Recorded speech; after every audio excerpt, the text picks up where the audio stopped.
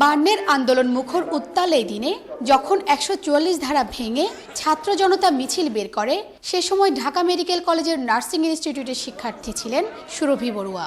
দেখেছিলেন গুলিবিদ্ধ সালাম রফিকের রক্তাক্ত দেহ। সেসব স্মৃতি আজও তাকে শোকাতুর করে। সালাম, বরকত, রফিক, জব্বর, রফিক এদের আমি ডেড বডি দেখেছি। বাবা মায়ের কোলে চড়ে শহীদ বেদিতে ফুল দিতে আসে ছোট্ট শিশুটিও। অবশ্যই ওরা মনে রাখবে এবং সবসময় ওরা দেশের এই শহীদদেরকে সবসময় সম্মান করে যাবে।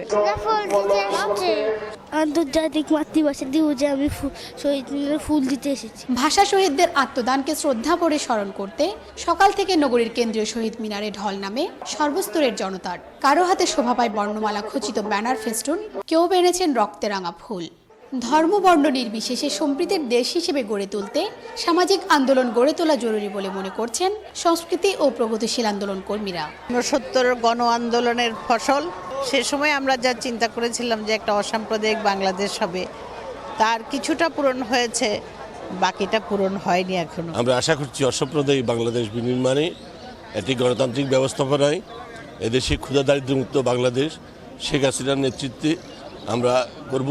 ২১-এর প্রথম প্রহরে আনুষ্ঠানিকতার মধ্য দিয়ে ভাষা শহীদদের ফুল দিয়ে শ্রদ্ধা জানান বিভিন্ন রাজনৈতিক, সামাজিক ও সাংস্কৃতিক সংগঠনের নেতৃবৃন্দ। শিউলি শবনম, ২১ টেলিভিশন, চট্টগ্রাম।